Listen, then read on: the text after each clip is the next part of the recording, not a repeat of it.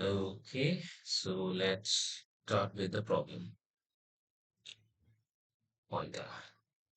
So what we have here is the following. The minimum pressure and temperature in an Otto cycle are 100 kilopascal and 300 Kelvin. The compression ratio is 5 and the peak pressure is 2.1 megapascal.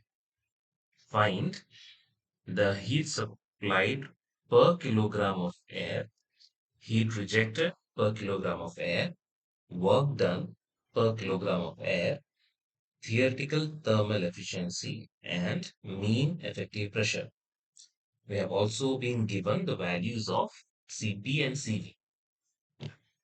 Okay, so let's just get into it. So this is our Otto cycle. So Otto cycle will have four processes in it. That is 1, 2 will be isentropic compression. 2, 3 will be constant volume heat addition. 3, 4 is again isentropic, but it's expansion. And then we have 4, 1, where it is constant volume heat rejection. So this is the cycle that we have. So let's look at what we are given in the question. So in the question, it is said that the minimum pressure and temperature, we are given the values of minimum pressure and temperature. So in this cycle, if you look at it, where does the minimum pressure and temperature come? The least pressure comes at state point 1. So the values that are given are P1 and T1. So we have P1 is pressure P1 is equal to 100 kilopascal. So in SI units, the kilo will be like 10 raised to 3. So along with these, we'll have 100 kilopascal is equal to 1 into 10 raised to 5 Pascal. Also temperature we are directly given in Kelvin. So its T1 is 300 Kelvin.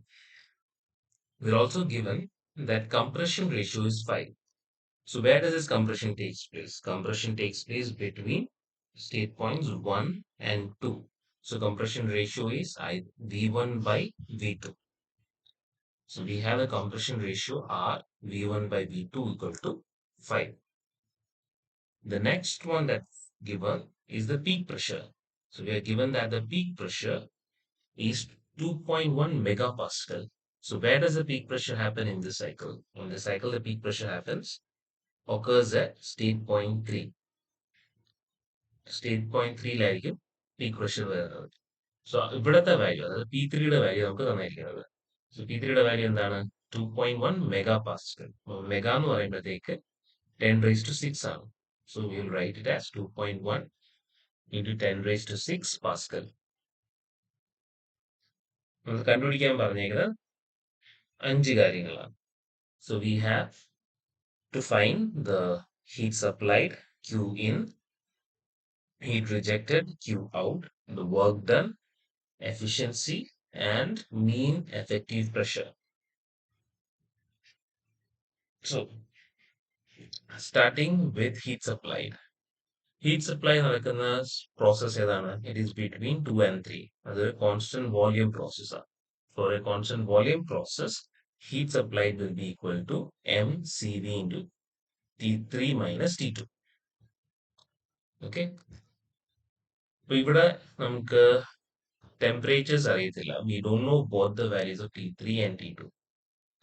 രണ്ട് temperatures നമുക്ക് അറിയത്തില്ല. അത് T3 temperature തന്നിട്ടുണ്ടോ? ഇല്ല. T3 ആണ് തന്നേക്കുന്നത്. Sorry. So T2 നമുക്ക് കണ്ടുപിടിക്കാം. T1ന്റെ value നമുക്കറിയാം.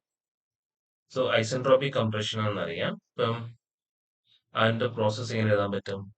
പ്രോസസ് ഇക്വേഷൻ എന്ന് പറയുമ്പോൾ T2 by T1 is equal to V1 by V2 the whole raised to gamma minus 1. So അവിടെ വാല്യൂ സബ്സ്റ്റിറ്റ്യൂട്ട് ചെയ്യാണ്. T2 ആണ് അറിയേണ്ടത്. T1ന്റെ വാല്യൂ 300 ആണ് നമുക്കറിയാം. Gamma sorry V1 by V2 5 ആണ്. ഗാമയുടെ വാല്യൂ 1.4 ആണ് എയറിന്റെ കേസിൽ.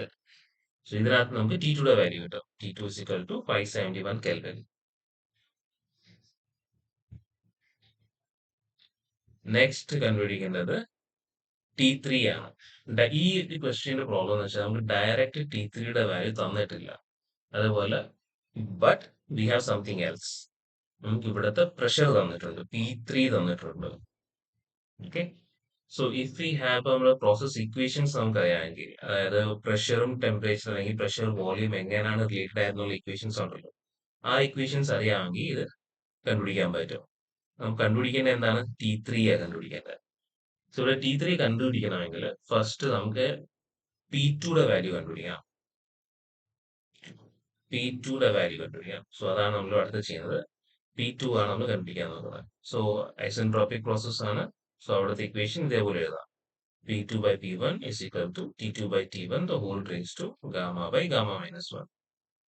ഇതല്ലെങ്കിൽ വോളിയം റേഷ്യോ വെച്ചിട്ട് എഴുതാം. അതായത് P2 by P1 equal to V1 by V2 the whole raised to gamma അങ്ങനെ വരുന്നത്. അപ്പൊ ആ ഇക്വേഷനും യൂസ് ചെയ്യാം. പക്ഷെ എന്തായാലും ഇപ്പൊ നമുക്ക് P1ന്റെ വാല്യൂ അറിയാം. 10 raised to 5 ആണെന്ന് അറിയാം. ടെമ്പറേച്ചർ T2 നമ്മൾ തൊട്ട് മുമ്പത്തെ സ്റ്റെപ്പിൽ കണ്ടുപിടിച്ചു. T1ന്റെ വാല്യൂ 300 ആണെന്ന് അറിയാം. അപ്പൊ സബ്സ്റ്റിറ്റ്യൂട്ട് ചെയ്യുമ്പോഴത്തേക്ക് P2ന്റെ വാല്യൂ അതായത് P2യുടെ value 9.52 into 10 raised to 5 pascals എന്ന് കിട്ടും. ഓക്കെ, അവിടെ നമ്മുടെ പ്രഷറിന്റെ വാല്യൂ കിട്ടി. ഇനി അടുത്ത എന്താണ്? T3 ആണ് നമ്മൾ കണ്ടുപിടിക്കാൻ നോക്കുന്നത്. T3 എങ്ങനെയാണ്? Between 2 and 3. അപ്പൊ P2 കണ്ടുപിടിച്ചത്. ഇനി T3 കണ്ടുപിടിക്കണമെങ്കിൽ എന്ത് ചെയ്യും? അവിടുത്തെ പ്രോസസ് ഇക്വേഷൻ എടുക്കണം. അതായത് കോൺസ്റ്റന്റ് വോളിയം പ്രോസസ്സിലെ process equation. If you remember constant volume പ്രോസസ്സിൽ ഇങ്ങനെയാണ് നമ്മൾ എഴുതാൻ പോകുന്നത്. T3 by T2 is equal to P3 by P2. Volume constant ആണ് ഇങ്ങനെ വന്നേക്കുന്നത്. സോ അവിടെ നമുക്ക് ഇങ്ങനെ എഴുതാൻ പറ്റും T3 is equal to T2 times P3 by P2. Cross multiply ചെയ്തേക്കുക. സോ അവിടെ വാല്യൂസ് എല്ലാം നമ്മൾ സബ്സ്റ്റിറ്റ്യൂട്ട് ചെയ്യാണ്. T2ന്റെ വാല്യൂ അറിയാൻ കണ്ടുപിടിച്ചിട്ടുണ്ട് നേരത്തെ. P3യുടെ വാല്യൂ ക്വസ്റ്റ്യനിൽ തന്നിട്ടുണ്ട്, ഡേറ്റ് ആയിട്ട് തന്നിട്ടുണ്ട്. P2ന്റെ വാല്യൂ തൊട്ട് മുമ്പത്തെ സ്റ്റെപ്പിൽ നമ്മൾ കണ്ടുപിടിച്ചു. വാല്യൂ സബ്സ്റ്റിറ്റ്യൂട്ട് ചെയ്യുമ്പോഴത്തേക്ക് സ്റ്റേറ്റ് പോയിന്റ് 3യിലെ ടെമ്പറേച്ചർ നമുക്ക് കിട്ടും. അതായത് 1259.76 കെൽവിൻ. നമുക്ക് T2യുടെ വാല്യൂ കിട്ടി, T3യുടെ വാല്യൂ കിട്ടി. അപ്പൊ നമുക്ക് ഡയറക്റ്റ് കണ്ടുപിടിക്കാൻ പോകുന്നത് Q സപ്ലൈ അതായത് ഹീറ്റ് സപ്ലൈ അല്ലെങ്കിൽ Q ഇൻ കണ്ടുപിടിക്കാം. ഇവിടെ എമ്മിന്റെ വാല്യൂ പെർ കിലോഗ്രാം കണ്ടുപിടിക്കാനാണ് പറഞ്ഞേക്കുന്നത് ക്വസ്റ്റ്യനിൽ. സോ ഇവിടെ നമ്മൾ എഴുതുമ്പോൾ എം 1 ആയിട്ട് എടുത്താൽ മതി. സോ അതായത് എഴുതിയിരിക്കുന്നത് Q in is equal to M 1 ആയിട്ട് എടുത്തേക്കുക. 1 ഇൻറ്റു സി വിയുടെ വാല്യൂ തന്നിട്ടുണ്ട്. സോ ബി കെയർഫുൾ, സി വിയുടെ വാല്യൂ കിലോ ജൂൾസിലാണ് തന്നേക്കുന്നത്. So multiplied by 10 raised to 3 ചെയ്യണം. into temperature difference T3 minus T2. ഇപ്പൊ എന്ത് കിട്ടി? Q in കിട്ടി. ഒരു വലിയ വാല്യൂ കിട്ടിയത് അതിനെ കിലോ ജൂൾ പെർ കിലോഗ്രാം എഴുതിയിരിക്കുന്നത്. കാരണം പെർ കിലോഗ്രാം കണ്ടുപിടിക്കാനാണ് പറഞ്ഞേക്കുന്നത്. അതാണ് 494.47 കിലോ ജൂൾസ് പെർ കിലോഗ്രാം കിട്ടിയത്. സോ ഫസ്റ്റ് സ്റ്റെപ്പ് കഴിഞ്ഞു. ഇനി സെക്കൻഡ് സ്റ്റെപ്പ് എന്താണ്? Q ഔട്ട് കണ്ടുപിടിക്കണം. Q ഔട്ട് എന്താ ഇവിടെ നടക്കുന്നത്? Between 4 and 1. അതും ഒരു കോൺസ്റ്റന്റ് വോളിയം പ്രോസസ്സാണ്. കോൺസ്റ്റന്റ് വോളിയം പ്രോസസ് ആയതുകൊണ്ട് അവിടുത്തെ ഹീറ്റ് ഇക്വേഷൻ എന്ന് പറഞ്ഞാൽ ഇതാണ്. MCV T4 minus T1. T1 already അറിയാം, CV അറിയാം, M 1 ആയിട്ട് എടുക്കുന്നത്. Only thing that we have to find out is T4. T4 എങ്ങനെ കണ്ടുപിടിക്കുക? So T4 we can find out using this isentropic expansion അല്ലേ നടക്കുന്നത്. സോ അവിടുത്തെ ഇക്വേഷൻ നമുക്ക് ഇതേപോലെ എഴുതാം. T3 by T4 is equal to V4 by V3 the whole raised to gamma minus 1. ഇപ്പൊ V4 എന്ന് വെച്ച് കഴിഞ്ഞാൽ V1 ഈക്വൽ ആണ്. നമ്മൾ നോക്കുകയാണെങ്കിൽ V4 is equal to V1 and V3 is equal to V2. So V4 by V3 നെ നമുക്ക് V1 by V2 എന്ന് എഴുതാം. V1 by V2 എന്ന് വെച്ചാൽ if you remember it is the compression ratio. Already ക്വസ്റ്റനിൽ തന്നിട്ടുണ്ട്. So how will we get? T3 നമ്മൾ നേരത്തെ തൊട്ട് മുമ്പ് കണ്ടുപിടിച്ചു. T3യുടെ വാല്യൂ സബ്സ്റ്റിറ്റ്യൂട്ട് ചെയ്തു. T4 ആണ് കണ്ടുപിടിക്കേണ്ടത് is equal to compression ratio. V1 by V2 compression ratio. So that is why it's 5 raised to 1.4 minus 1. അപ്പൊ അവിടെ T4ന്റെ വാല്യൂ കിട്ടി. T4ന്റെ വാല്യൂ കിട്ടി കഴിഞ്ഞാൽ we can substitute it back into the equation for heat and find Q out. MCV T4 minus T1. T4ന്റെ value substitute ചെയ്യുക, T1ന്റെ value substitute ചെയ്യുക. M 1 ആണ്, പെർ കിലോഗ്രാം ആണ്. CV എഴുതുമ്പോൾ നമ്മൾ ഓർമ്മിപ്പിക്കുന്നതേ ഉള്ളൂ 0.718 into 10 raised to 3 കാരണം കിലോ ജൂൾസിലാണ് തന്നേക്കുന്നത്. സോ നമുക്ക് കിട്ടുന്നത് എന്താ? Q ഔട്ട് കിട്ടും.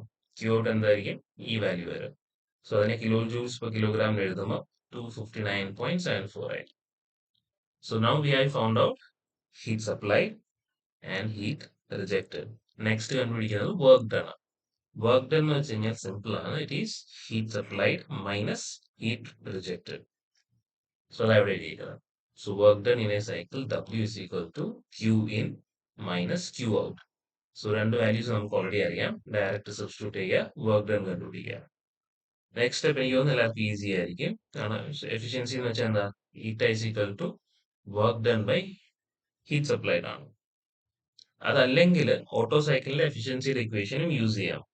അത് വരുന്നത് എന്താ, 1 minus 1 by R raise to gamma minus 1 ഇല്ലേ, 1 by 1 minus R raise to gamma minus 1. അവിടെ അത് ആ ഇക്വേഷനും യൂസ് ചെയ്യാം. ഇവിടെ നമ്മൾ ഓൾറെഡി വർക്ക് ഡണും ഹീറ്റ് സപ്ലൈഡും അറിയാവുന്നതുകൊണ്ട് ഈ ഡയറക്റ്റ് എടുക്കുന്നതെന്ന് മാത്രം. സോ ഹീറ്റ് വർക്ക് ഡൺ തൊട്ട് മുമ്പത്തെ സ്റ്റെപ്പിൽ കണ്ടുപിടിച്ചു, ഹീറ്റ് സപ്ലൈഡ് ഓൾറെഡി അറിയാം. രണ്ടും കൂടി ചെയ്യുമ്പോഴത്തേക്ക് നമുക്ക് വാല്യൂ കിട്ടും. ഇപ്പം എഫിഷ്യൻസി എഴുതുമ്പോൾ എപ്പോഴും 0.4 0 സംതിങ് ആയിരിക്കും വരുന്നത്. എപ്പോഴും മൾട്ടിപ്ലൈ ചെയ്ത് 100 ഇട്ടിട്ട് പെർസെന്റേജ് വാല്യൂസ് എഴുതുക. 47.47% എന്ന് പറയുന്നത്. സോ ഇത്രയായി. പിന്നെ കണ്ടുപിടിക്കാൻ ലാസ്റ്റ് ഉള്ള ഒരേ ഒരു ടേം മാത്രമേ ഉള്ളൂ. അതാണ് മീൻ എഫക്റ്റീവ് പ്രഷർ. ഇത് ഞാൻ ക്ലാസ്സിൽ എടുത്തില്ലായിരുന്നു, ബട്ട് അതിനുവേണ്ടി ഇപ്പോൾ ഒന്ന് എക്സ്പ്ലെയിൻ ചെയ്തുതരാം. മീൻ എഫക്റ്റീവ് പ്രഷർ എന്ന് വെച്ച് കഴിഞ്ഞാൽ അതിന്റെ ഇക്വേഷൻ എന്ന് വെച്ചാൽ work done per cycle divided by swept volume ആണ്. Work done per cycle divided by swept volume. അപ്പം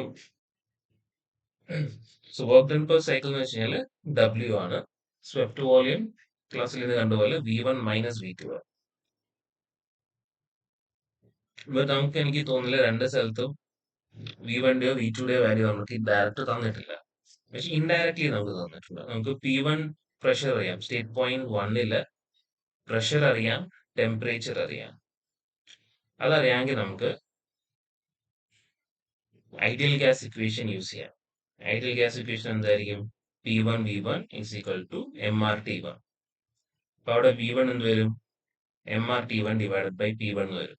M മാസ് 1 ആയിട്ട് എടുക്കേണ്ടത്, R universal gas constant 287, T1 എന്ന് വെച്ചാൽ 300 ആണ്, P1 തന്നിട്ടുണ്ട് 10⁵ ആണ്. സോ ഇവിടുന്ന് V1ന്റെ വാല്യൂ കിട്ടി, എത്ര കിട്ടി, 0.861 മീറ്റർ ക്യൂബ്. V2 എങ്ങനെ കിട്ടും, നമുക്ക് കംപ്രഷൻ റേഷ്യോ തന്നിട്ടുണ്ട്. Compression ratio V1 by V2 5 ആണെന്ന് പറഞ്ഞിട്ടുണ്ട്. അപ്പൊ അതിൽ നിന്ന് V2ന്റെ വാല്യൂ കണ്ടുപിടിക്കാം. V2 will be equal to V1 by 5. So 0.1722. So V1 കിട്ടി, V2 കിട്ടി, രണ്ടും സബ്സ്റ്റിറ്റ്യൂട്ട് ചെയ്യുക ഇവിടെ. അപ്പൊ മീൻ എഫക്റ്റീവ് പ്രഷർ എന്ന് പറഞ്ഞത് work done divided by swept volume V1 minus V2. So in effect you will get value like this, 3.4 into 10⁵ Pascal. Mean effective pressure ആണ്, അതുകൊണ്ടാണ് പാസ്കൽസ് ചെയ്യുന്നത്. ഇത് നിങ്ങൾ എവിടെയെങ്കിലും ഈ ഒരു പ്രോബ്ലം ചെയ്യുന്നതിൽ കൺഫ്യൂഷൻ ഉണ്ടെങ്കിൽ ചോദിക്കാൻ മടിക്കരുത്. പിന്നെ ഈ പ്രോബ്ലംസ് എന്തായാലും ഏതെങ്കിലും ഒരെണ്ണം നിങ്ങളുടെ യൂണിവേഴ്സിറ്റി എക്സാമിന് കാണും. ഒന്നെങ്കിൽ കാർനോട്ട് സൈക്കിൾ ആയിരിക്കാം, ഒന്നെങ്കിൽ അല്ലെങ്കിൽ ഓട്ടോ സൈക്കിൾ ആയിരിക്കാം, അല്ലെങ്കിൽ ഡീസൽ സൈക്കിൾ ആയിരിക്കും. അതിനി നെക്സ്റ്റ് ക്ലാസ്സിലായിരിക്കും പഠിപ്പിക്കുന്നത്. ഇതെല്ലാത്തിനകത്തും ഉള്ള പ്രോസസ്സ് നിങ്ങൾ നോക്കി വയ്ക്കുക. എന്താണ് പ്രോസസ്സ്, എല്ലാ പ്രോസസ്സിന്റെയും ഇക്വേഷൻസ് ഓർത്ത് വെച്ചില്ല. ഏറ്റവും ആദ്യം പഠിപ്പിച്ചില്ല ഐസോകോറിക്, ഐസോബാറിക് പ്രോസസ്സ്, അഡിയബാറ്റിക് പ്രോസസ്സിന് അവിടെയുള്ള പ്രോസസ് ഇക്വേഷൻസ് ഓർത്ത് വെച്ചേക്കുക. അതായത് പ്രഷർ എങ്ങനെ റിലേറ്റഡ് ആണ്, പ്രഷർ എങ്ങനെയാണ് വോളിയം ടെമ്പറേച്ചറുമായിട്ട് റിലേറ്റഡ് ആയിട്ടുള്ളത്, എന്താണ് ഹീറ്റ് ഇൻപുട്ട്. ഒരു അഡിയബാറ്റിക് പ്രോസസ്സിൽ ഹീറ്റ് ഇൻപുട്ട് വരത്തില്ല. ഒരു ഐസോ തെർമൽ പ്രോസസ് അല്ലെങ്കിൽ